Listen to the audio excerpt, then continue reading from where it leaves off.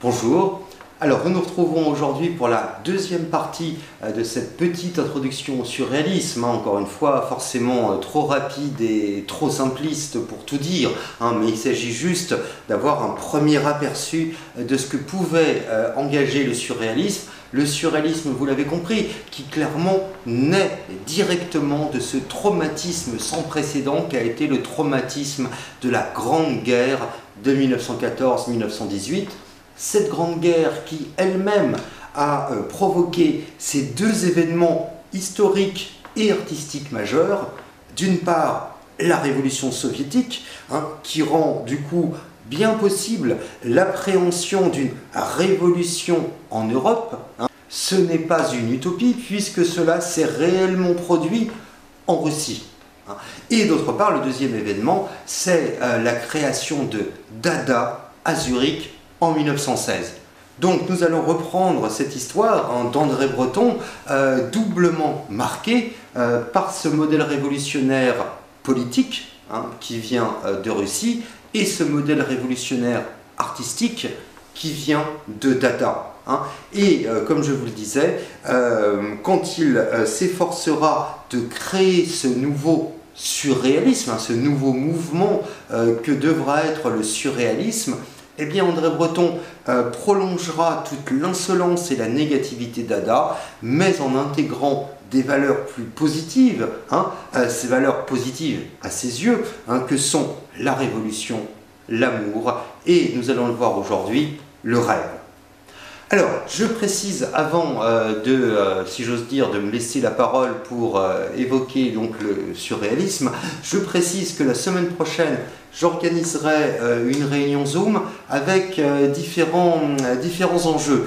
Je dirais que tout d'abord, cette réunion Zoom telle que je la conçois devra vous permettre de me poser toutes les questions nécessaires sur certains points, soit que j'ai expliqué de manière trop allusive, soit que j'ai expliqué de manière trop confuse, soit que tout simplement vous soyez curieux de certains points. Enfin voilà, je pense qu'il peut être intéressant que nous nous retrouvions pour parler de ce surréalisme, y compris si vous n'y comprenez pas grand-chose, voire surtout si vous n'y comprenez pas grand-chose. Le but, c'est évidemment que tout le monde ait compris à la fin.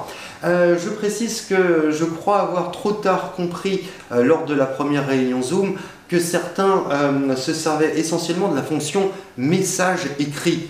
Donc je vous promets d'être beaucoup plus attentif sur les messages qui seront écrits pendant cette réunion, parce que je me doute que certains d'entre vous doivent hésiter à prendre la parole dans ces réunions Zoom qui ont parfois quelque chose d'un peu, je dirais pas intimidant, mais qui peut mettre mal à l'aise. Ce n'est pas la forme qui moi-même m'est la plus confortable. Donc voilà, vous pourrez me poser vos questions, même si vous me les adressez par écrit lors donc de cette réunion.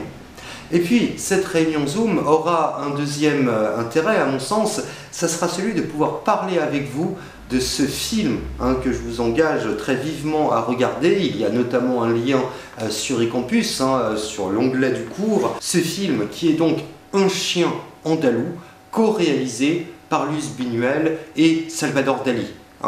Il est très facile de voir ce film, donc soit vous suivez ce lien, soit vous faites une recherche rapide sur internet. C'est de toute manière un court métrage, donc d'une part il est facile à trouver, d'autre part ça vous prendra peu de temps pour le regarder, et je crois que ça peut nourrir une discussion assez intéressante. Évidemment, toute la question sera comment voir ce film, comment interpréter ces images si délibérément déconcertantes.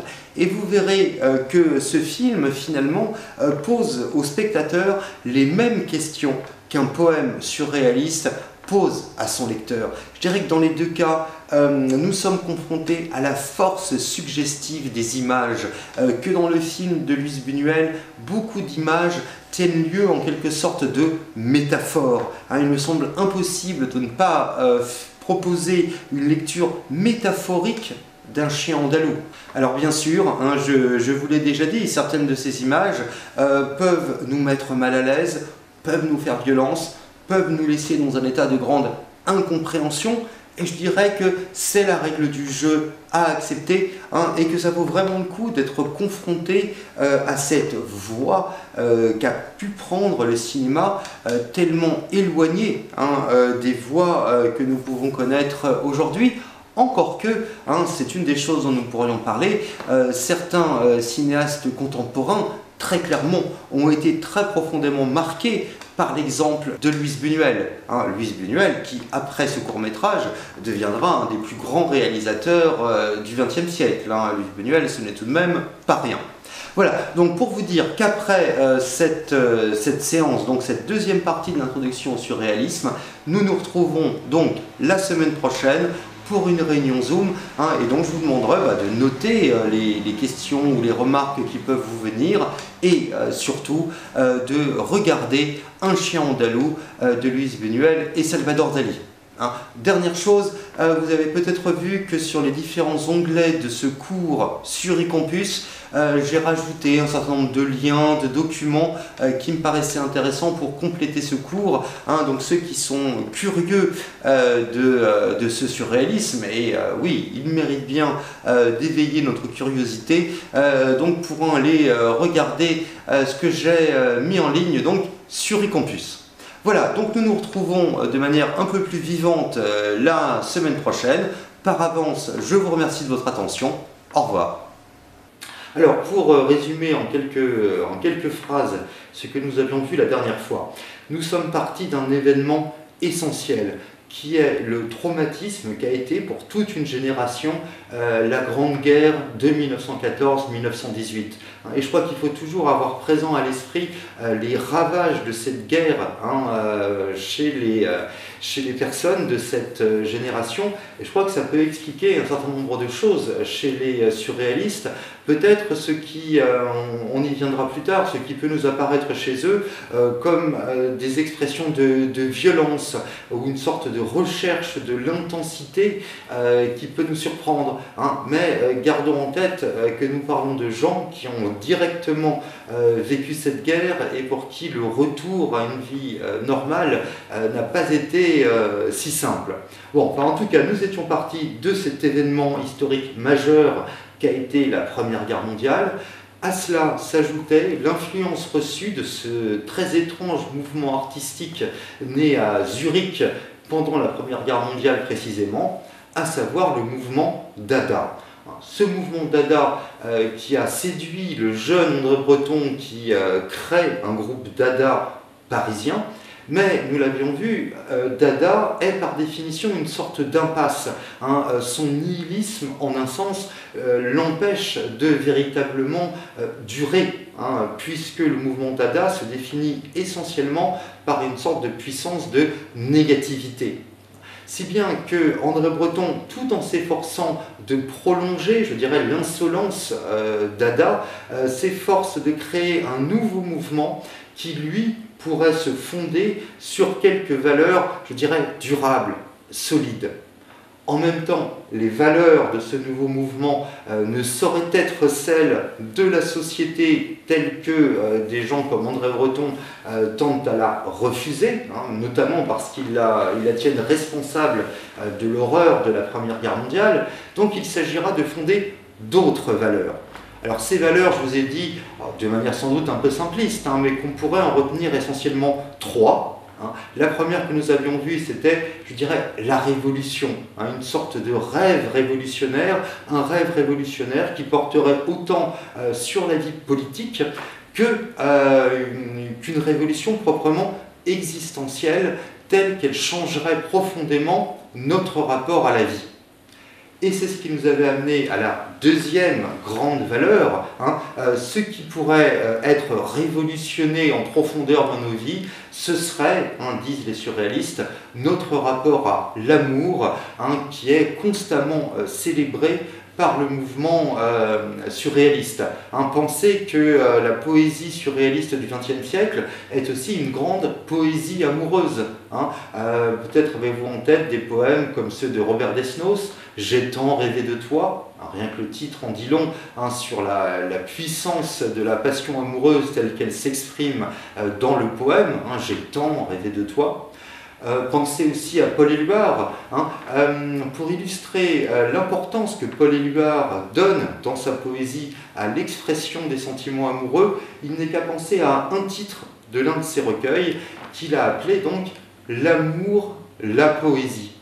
Et l'amour, la poésie se suivent sans aucun signe. Il n'y a pas de point, il n'y a pas de virgule, il n'y a aucun signe qui sépare l'amour et donc la poésie. Il n'y a même pas de « et », c'est juste écrit « l'amour, la poésie », comme si pour Paul Éluard, les deux termes étaient parfaitement interchangeables et constituaient pour lui une sorte de valeur absolue.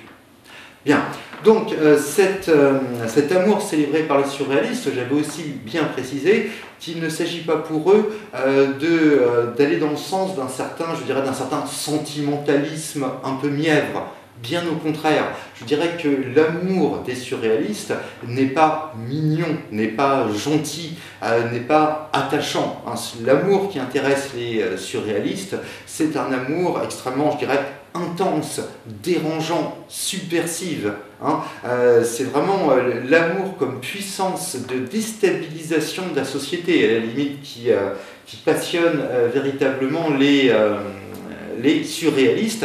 Et ça n'est pas sans rapport avec ce que nous serons amenés à dire des sirènes, qui à la fois provoquent une sorte d'irrésistible passion amoureuse chez ceux qui les entendent, et en même temps vouent à leur perte ceux qui succombent à leur charme. Mais justement, on verra que c'est ça qui plaît aux surréalistes, une passion amoureuse qui fait courir un vrai risque, qui soit une menace pour celui qui l'éprouve. En un sens, le danger fait le prix de cette passion amoureuse dans la logique qui est celle des surréalistes. Et donc l'amour, en tout cas cet amour fou, comme l'appelle André Breton dans le titre d'un de ses ouvrages célèbres, cet amour est célébré, je dirais, parce que s'y affirme la vérité d'un individu, et parce que par lui serait rejeté, toujours dans la logique qui est celle des surréalistes, et donc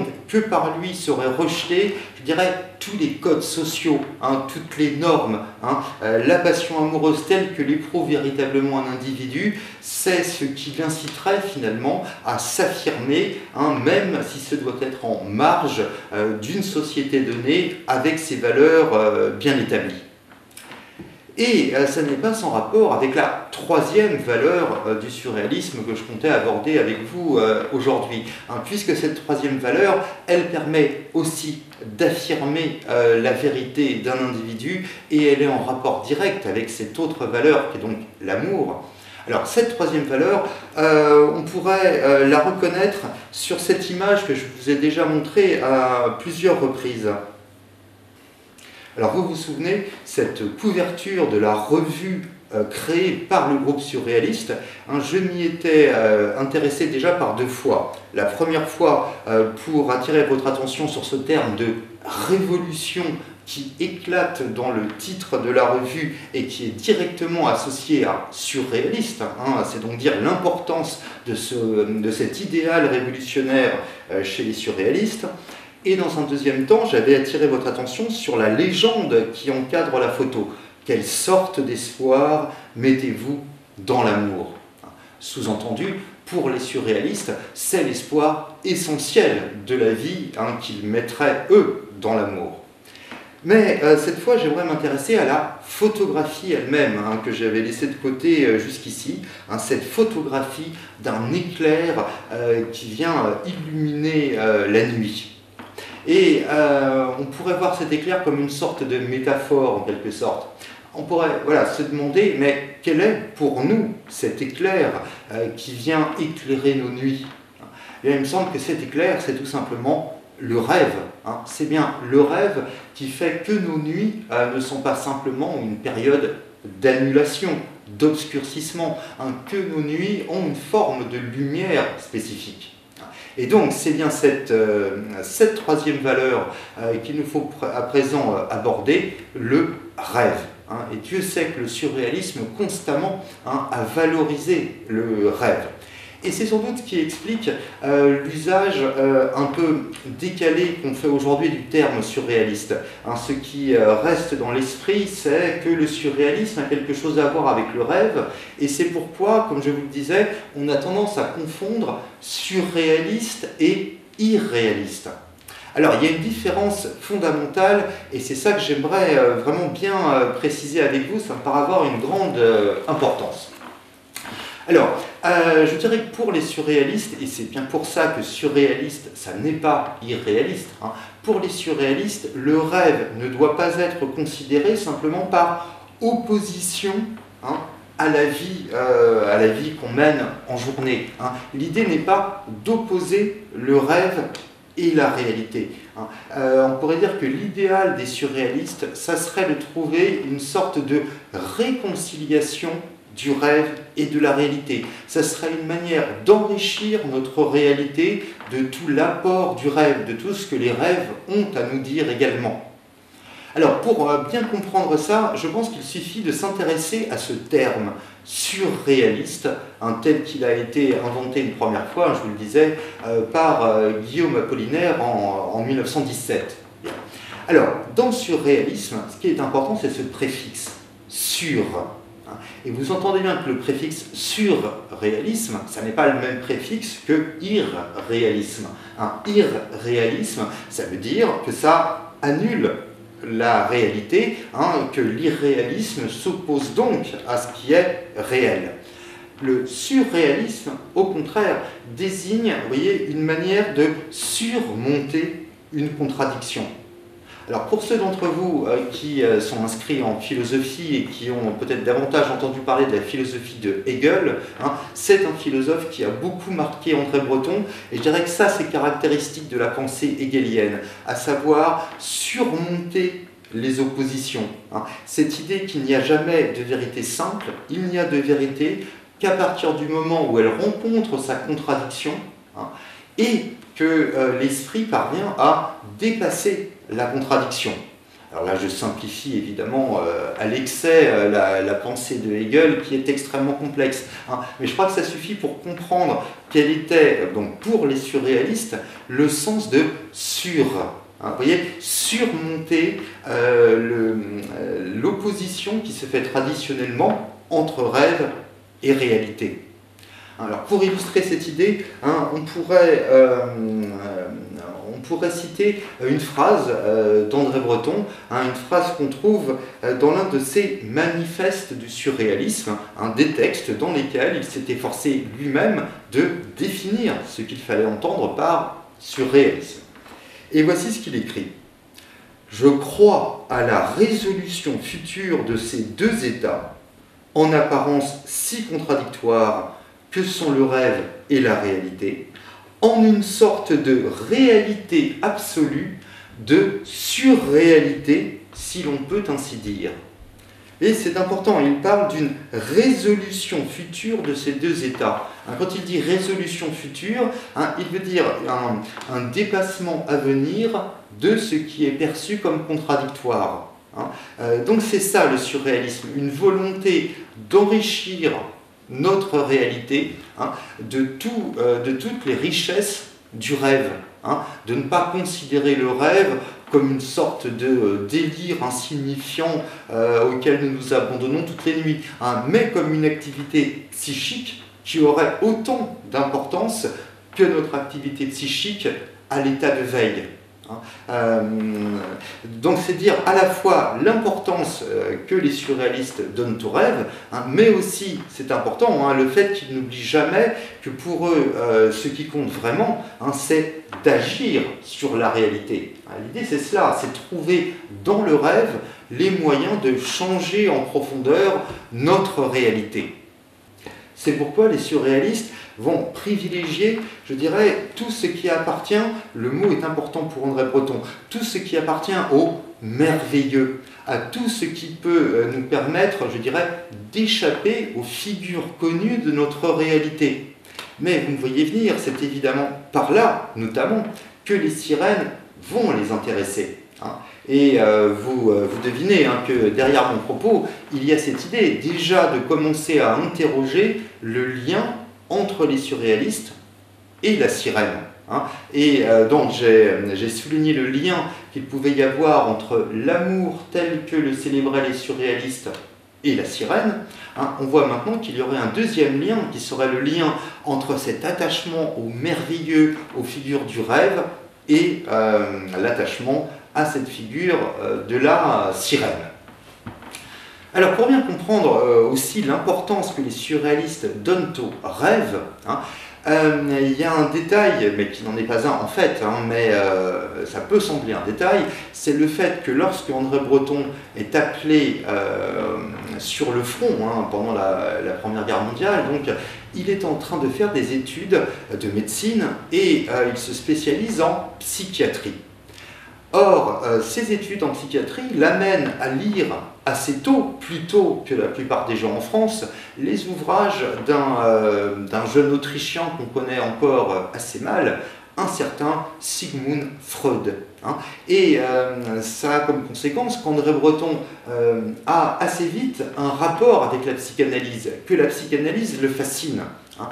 Or, le grand apport de la psychanalyse pour tout le monde occidental, ça a été de montrer l'importance pour chacun d'entre nous de ce que Freud appelle notre inconscient.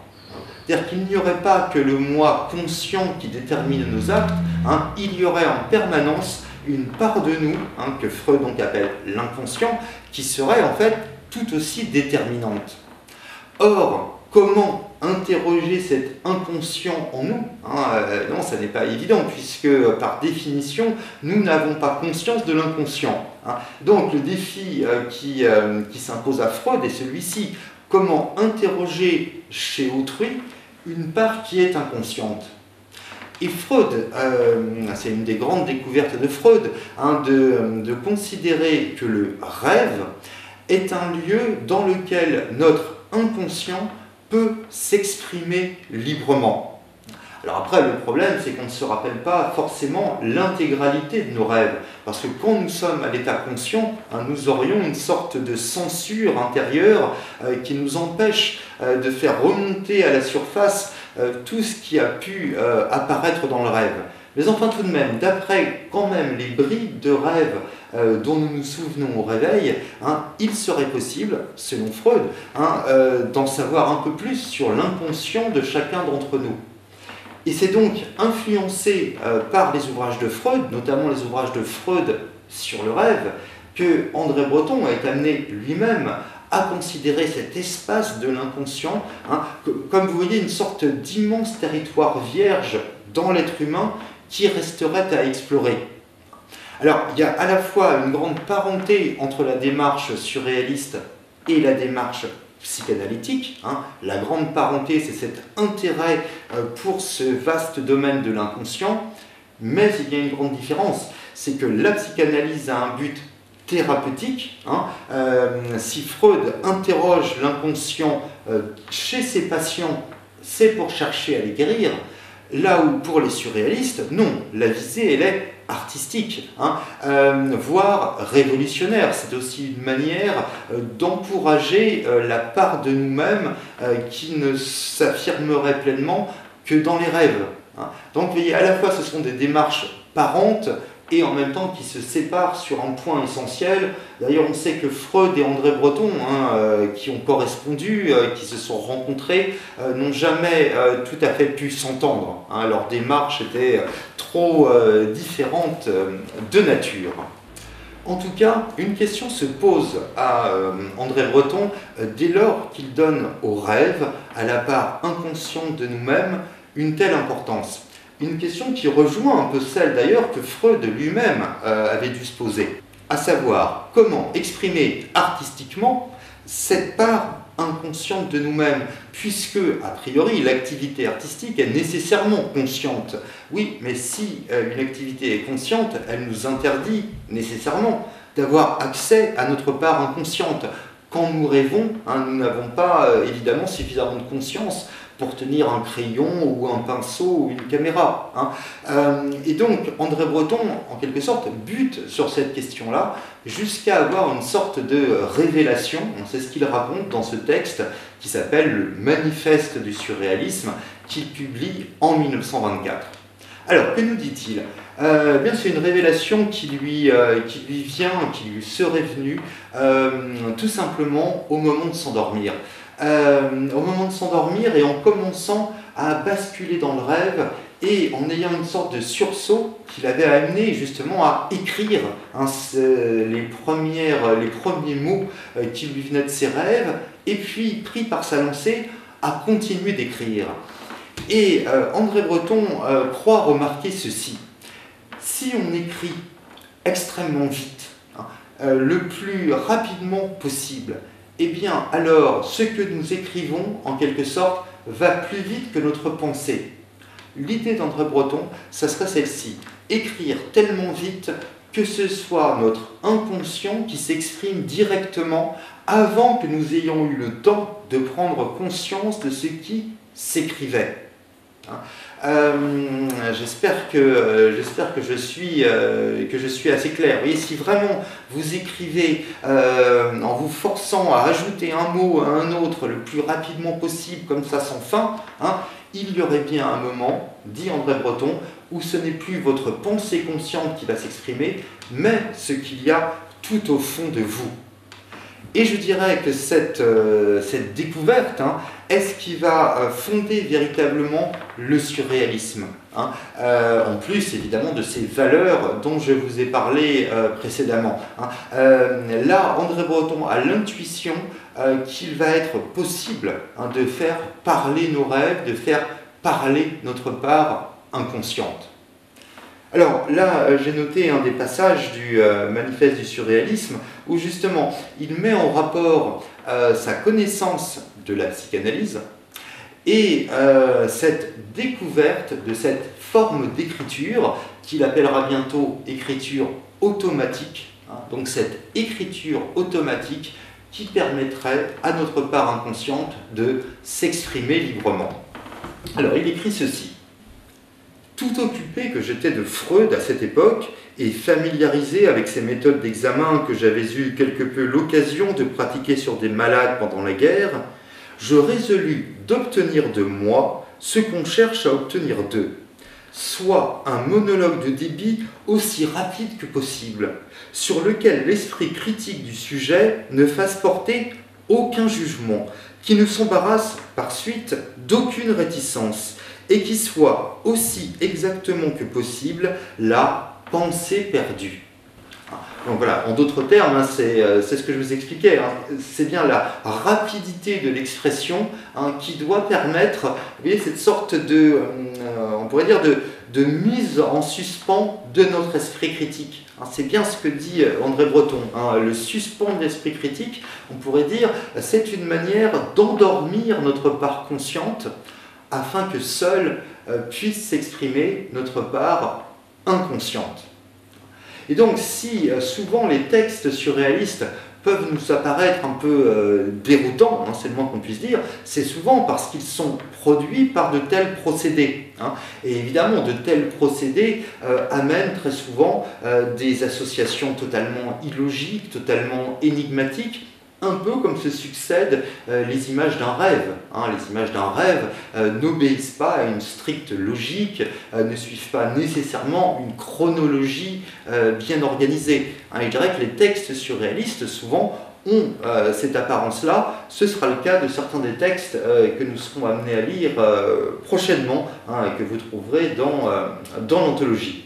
Alors il y a un autre passage du manifeste du surréalisme où André Breton donne même en quelque sorte la recette, évidemment entre guillemets, mais il y a quelque chose de cet ordre, il donne même la recette de l'écriture automatique à ses lecteurs et il les encourage à pratiquer eux-mêmes cette forme d'écriture. Je vous lis juste cette phrase: écrivez vite, sans sujet préconçu, assez vite pour ne pas retenir et ne pas être tenté de vous relire. La première phrase viendra toute seule, tant il est vrai qu'à chaque seconde, il est une phrase étrangère à notre pensée consciente qui ne demande qu'à s'extérioriser. Et il conclut: continuez autant qu'il vous plaira, fiez-vous au caractère inépuisable du murmure. Fiez-vous au caractère inépuisable du murmure.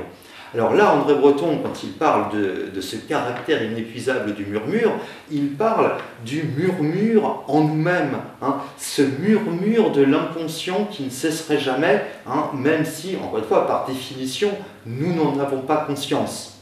Mais je reviendrai sur cette phrase parce que, vous voyez, cette sorte de murmure venu des profondeurs, alors venu de nos profondeurs, bien sûr, mais tout de même, ce murmure venu des profondeurs, il n'est pas sans m'évoquer ce murmure venu des profondeurs marines, hein, des profondeurs de la mer, hein, ce murmure qui serait celui des sirènes. Et il me semble que là, il y a peut-être une analogie, un rapprochement à faire entre, d'une part, ce chant lointain des sirènes et ce murmure que nous porterions en nous. Hein. Il y a donc dans le surréalisme l'ambition, hein, de mettre en mots, mais aussi en images, hein, puisque je ne parle pas seulement de littérature, je parle aussi de l'art au sens général. Hein.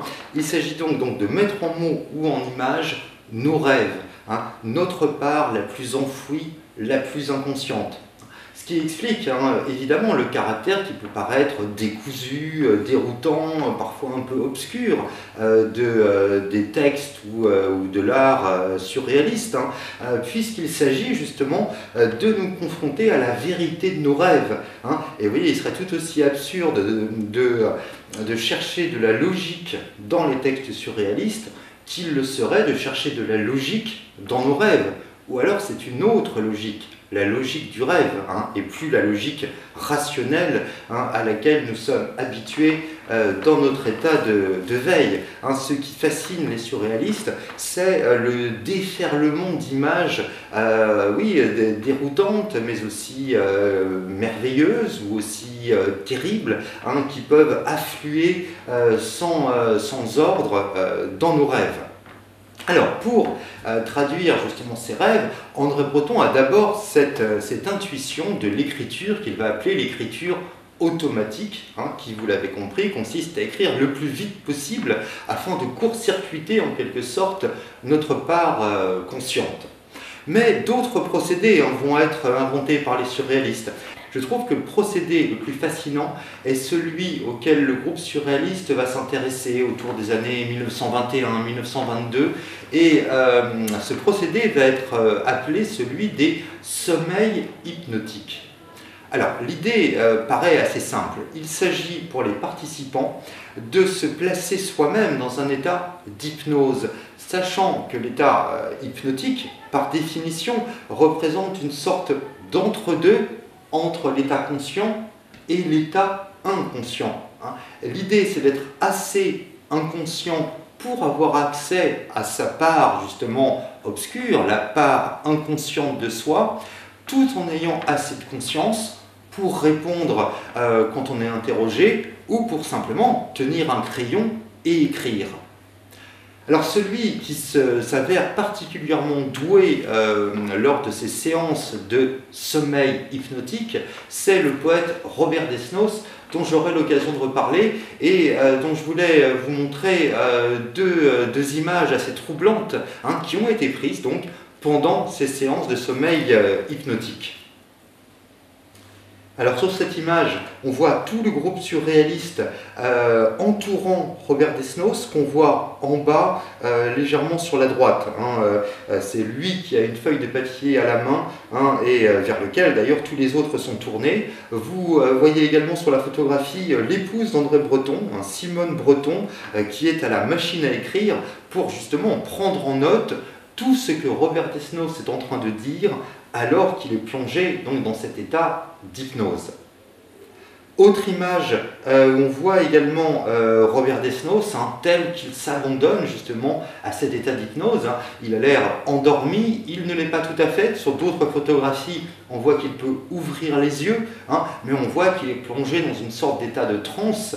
Et effectivement, les textes qui nous sont parvenus et qui viennent de ces séances de sommeil hypnotique sont particulièrement troublants. Alors il y a d'autres procédés, certains qui ressemblent à des sortes de jeux. Les surréalistes aimaient jouer, et d'ailleurs il y a une valorisation de l'enfance chez les surréalistes. ce qui, là encore, n'est pas sans rapport avec l'attachement à la figure de la sirène, tel que la petite sirène est un conte qui fascine les enfants, précisément. Enfin, toujours est-il que parmi les jeux pratiqués par les surréalistes, l'un des plus célèbres dont vous avez sans doute entendu parler, c'est celui qui s'appelle le jeu du cadavre exquis. Le titre est assez bizarre, mais je vais vous expliquer pourquoi. Alors ce jeu, qui peut se pratiquer aussi bien avec des mots qu'avec des images, consiste à prendre une feuille de papier, alors il faut imaginer une feuille de papier vierge évidemment, et mettons qu'il y ait 3 participants, il peut y en avoir plus, vous allez comprendre, mais mettons qu'il y en ait 3, eh bien le premier va écrire par exemple un mot sur cette partie, va le cacher au deuxième participant, qui lui-même va écrire un mot, qui va le cacher au troisième, qui lui-même va écrire un mot. De sorte que quand on déplie la feuille, soit il y a 3 mots qui constituent une phrase, soit il y a 3 dessins qui constituent un dessin général. L'idée, c'est que comme chacun des participants ignore ce que l'autre apporte à l'œuvre commune, eh bien, ça peut créer des associations hasardeuses, mais tout aussi déroutantes que peuvent l'être des associations de rêves. L'idée, vous voyez, c'est toujours la même, c'est finalement d'en finir avec cette logique rationnelle qui caractérise le monde occidental, et donc de privilégier tout ce qui peut nous ramener à un autre rapport qu'à un rapport logique, qu'à un rapport rationnel. Et alors pourquoi ça s'appelle le jeu du cadavre exquis? Eh bien tout simplement parce que la toute première phrase que les membres surréalistes avaient obtenue, donc la toute première fois qu'ils se sont consacrés à ce jeu, cette phrase donc disait « Le cadavre exquis boira le vin nouveau ». Bon. Et donc on a gardé le début de cette phrase, le cadavre exquis, pour nommer donc ce jeu auquel les surréalistes s'abandonnaient parfois, mais il y en a d'autres. L'idée, vous l'avez compris, c'est de privilégier tout ce qui peut nous permettre de retrouver à la fois une sorte de, je dirais, de fraîcheur enfantine et tout ce qui peut nous permettre de contrarier une sorte de logique rationnelle dans laquelle tout dans notre civilisation nous enferme. Je n'en ai pas parlé, mais il faudrait penser à toutes ces civilisations que longtemps on a appelées primitives avec condescendance, mais qui valent bien la nôtre. Donc toutes ces civilisations qui, par exemple, donnent une grande importance au rêve dans les résolutions des problèmes d'une société. Nous sommes habitués, nous qui vivons dans le monde occidental, à ce que ce soit toujours la logique rationnelle, des intérêts pratiques qui l'emportent. Mais il y a après tout d'autres modèles de civilisation, et c'est ça qui intéresse les surréalistes, toujours donc favoriser ce qui permet d'échapper à un rapport purement rationnel à l'existence. Une dernière chose dont je voulais vous parler à propos du surréalisme, et vous allez voir qu'elle a une importance, encore une fois, avec cette image de la sirène. Alors c'est une question assez complexe, disons, pour faire simple, qu'André Breton développe une certaine théorie de l'image poétique. Alors, l'image en poésie, rien n'est plus banal en soi. L'image poétique, on la rencontre même dans n'importe quelle chanson d'amour. Dire d'une femme qu'elle est, je sais pas moi, le soleil de ma vie, c'est une image poétique, une image par laquelle on rapproche une femme et, en l'occurrence, le soleil. Alors en même temps, cette image est tellement banale, elle est tellement connue, que quelque part elle est usée, elle n'a plus véritablement de valeur, elle ne va pas changer notre manière de voir le monde. L'idée d'André Breton, ça serait de trouver des images poétiques tellement neuves, tellement déroutantes, tellement saisissantes, que du coup, elles auraient comme conséquence de changer justement notre rapport au monde. Alors la question, c'est comment produire des images poétiques suffisamment fortes pour être absolument nouvelles.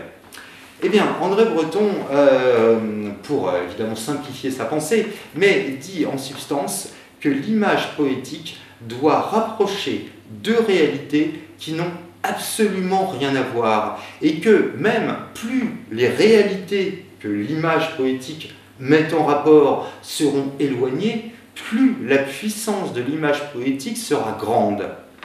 Alors, il y aurait de nombreux exemples. Là, je pense au titre d'un recueil de poésie d'André Breton qui s'appelait « Le revolver à cheveux blancs ». Bon, on voit bien deux réalités en soi banales, la réalité d'un revolver, la réalité de cheveux blancs.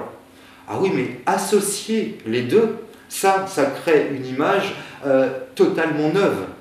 Et c'est ça l'idée d'André Breton, c'est que la valeur d'une image, ça sera justement sa capacité à changer brutalement, de manière assez saisissante, ce que nous avons l'habitude de considérer. Alors je vous cite un passage du Manifeste du surréalisme, toujours ce même texte de 1924, dans lequel, vous l'avez compris, André Breton s'efforce de définir ce qu'est le surréalisme. Alors, il déclare « La valeur de l'image dépend de la beauté de l'étincelle obtenue. Elle est, par conséquent, fonction de la différence de potentiel entre les deux conducteurs. » Alors, ce qu'il veut dire par là, c'est que plus les réalités seront éloignées, plus le choc qui se produira quand on les rapprochera sera violent et donc lumineux. Mais pour bien comprendre, car je me doute que ça doit rester un peu vague, un peu flou ce que je suis en train de vous dire, pour bien comprendre, il me semble que tout simplement, il faut regarder la peinture surréaliste qui en fait souvent emprunte ce même procédé. André Breton parle essentiellement de l'image poétique, donc de l'image en poésie, mais sa théorie de l'image se retrouve également dans un certain nombre de tableaux surréalistes. Et donc je voulais en regarder juste deux avec vous, deux toiles assez célèbres et très caractéristiques de l'art surréaliste. La première, ça serait cette toile du grand peintre surréaliste belge René Magritte. Et souvent, les toiles de Magritte correspondent justement à ce procédé de l'image tel que je viens de vous l'exposer. Cette toile, par exemple, il y a deux éléments. Il y a d'une part deux hommes en par-dessus noir avec un chapeau qui sont en train de discuter. C'est un élément de réalité absolument banal. L'autre élément, c'est la mer et un ciel avec des nuages. Autre élément de réalité absolument banal. Par contre, si on force ces réalités à se superposer, alors on a cette image totalement neuve et totalement déroutante de ces deux hommes qui ont l'air de léviter au-dessus de la mer. Donc vous retrouvez bien cette théorie de l'image formulée par André Breton, le rapprochement de deux réalités distantes, de manière à produire un choc, le choc de l'absolue nouveauté. Autre exemple, cette toile célèbre de Salvador Dali, qui a été surréaliste pendant une période de sa vie. Alors cette toile assez célèbre s'appelle « Persistance de la mémoire ». Bien. Mais cette toile est surtout connue pour ses fameuses montres molles. Alors si nous nous attachons particulièrement à ce détail, ces montres molles que l'on voit à différents endroits du tableau, on voit que clairement Dali a associé deux éléments de réalité qui normalement n'ont rien à voir, mais qui chacun d'eux-mêmes sont parfaitement habituels, sont parfaitement communs, à savoir d'une part une montre, et d'autre part, on imagine, je ne sais pas moi, du plastique ou du fromage en train de fondre au soleil. Et donc, associer ces deux réalités produit cette réalité totalement nouvelle qu'on n'avait jamais vue auparavant, c'est-à-dire ces montres molles telles qu'on les voit sur ce tableau.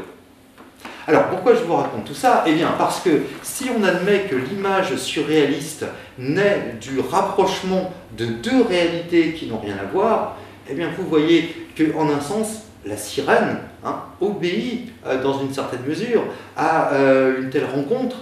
La sirène, c'est la rencontre d'un corps de femme et d'un poisson, hein, et de leur association évidemment totalement déconcertante. Alors bien sûr, toute une tradition nous y a habitués, hein. Nous ne sommes pas surpris quand nous nous trouvons face à une représentation de sirène, mais vous voyez que dans sa naissance, hein, la sirène correspond finalement à cette association contre nature, hein, totalement déroutante, de deux réalités qui n'ont rien à voir, comme dans le cas de l'image surréaliste. Alors il va me falloir conclure. Vous avez compris qu'on pourrait parler encore très longtemps du mouvement surréaliste, hein, le mouvement surréaliste qui non seulement a concerné la France des années 1920-1930, mais d'une part a continué après la Seconde Guerre mondiale, même si ces grandes années, ce sont quand même surtout les années 1920-1930, mais en plus il y a eu des groupes surréalistes un peu partout dans le monde, hein, non seulement en Europe, hein, j'ai déjà fait allusion au groupe surréaliste belge, mais même aux États-Unis, hein, puisque pendant la Seconde Guerre mondiale, André Breton sera forcé de s'exiler, hein, parce que ses opinions politiques lui auraient évidemment valu d'être arrêté par la police de Pétain. Hein. Donc André Breton est contraint à l'exil pendant la Seconde Guerre mondiale aux États-Unis, et donc il propagera aux États-Unis, hein, ses idées, et il va y avoir de grands artistes américains qui se réclameront du surréalisme, et on peut considérer qu'aujourd'hui encore, hein, c'est un mouvement qui continue à marquer, hein, un certain nombre de créations tout à fait contemporaines. Mais pour finir, je voulais surtout souligner le fait que le surréalisme donc a largement dépassé le seul territoire français, a largement dépassé les seules années 1920-1930, mais il a aussi largement dépassé la seule littérature. Hein, c'est surtout à cela que nous intéresserons ici, hein, c'est quand même d'abord un cours de littérature, mais je voulais quand même attirer votre attention sur la diversité des domaines, hein, dans lesquels le surréalisme a pu s'affirmer. Hein. J'ai déjà parlé de l'importance de la peinture, hein, je vous montre à présent cette autre toile, une toile d'un autre très grand peintre qui a eu une période surréaliste, à savoir Joan Miró, hein, le grand peintre catalan. Hein, nous voyons ici une toile de la série Constellation, hein, que je trouve assez intéressante justement parce que vous voyez qu'à la fois c'est une toile qui présente une grande fraîcheur enfantine, comme je vous le disais, mais qui en même temps, il me semble, a quelque chose d'adulte, a aussi une forme d'intensité, hein, qui fait que non, ce n'est pas une illustration d'un livre pour enfants non plus, hein, que cette toile assez fascinante donc de Joan Miró. La sculpture, hein, et là j'aimerais m'attarder sur cette très belle sculpture d'Alberto Giacometti. Hein. Alberto Giacometti est un des très grands sculpteurs du XXe siècle qui a fini par quitter le groupe surréaliste, mais cette sculpture que je vous présente, hein, des années 1930, a été faite alors qu'il appartenait au groupe surréaliste. Hein, et je la trouve très belle cette statue, notamment, hein, vous voyez, pour ce détail des mains qui semblent crispées sur un objet qui en même temps n'est pas là. Hein. Et je trouve que c'est une expression de désir frustré, hein, particulièrement intense, et qui illustrerait assez bien, il me semble, l'importance que les surréalistes précisément ont donnée au désir, hein, à cet amour fou. La photographie également. Hein. On pense au très grand photographe américain Man Ray, hein, dont je vous présente là peut-être une des photos les plus célèbres. Hein. Une photographie, vous voyez, là encore, qui correspondrait assez bien à la théorie de l'image surréaliste énoncée par André Breton, hein, puisque l'intérêt de cette photographie, c'est finalement d'associer deux réalités distantes.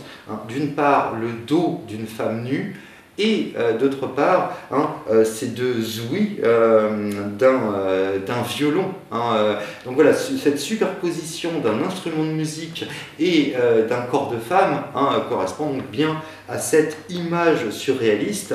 Hein, et puis par ailleurs, Man Ray est un très grand photographe qui a fait un certain nombre d'expérimentations. Hein, c'est à lui que nous devons d'avoir découvert, hein, beaucoup de possibilités de la photographie. Le cinéma également. Hein. J'ai déjà parlé de ce long métrage qu'avait co-réalisé Luis Buñuel et Salvador Dali qui s'appelait L'âge d'or. Alors il va me falloir conclure cette séance, mais maintenant que j'ai essayé, alors évidemment de manière forcément trop rapide, hein, et je vous encourage bien sûr à vous documenter un peu par vous-même, hein, vous trouverez je pense assez facilement des ouvrages de vulgarisation, voire des pages internet qui vous apporteront des éléments, hein, pour que vous compreniez mieux ce que le surréalisme engage.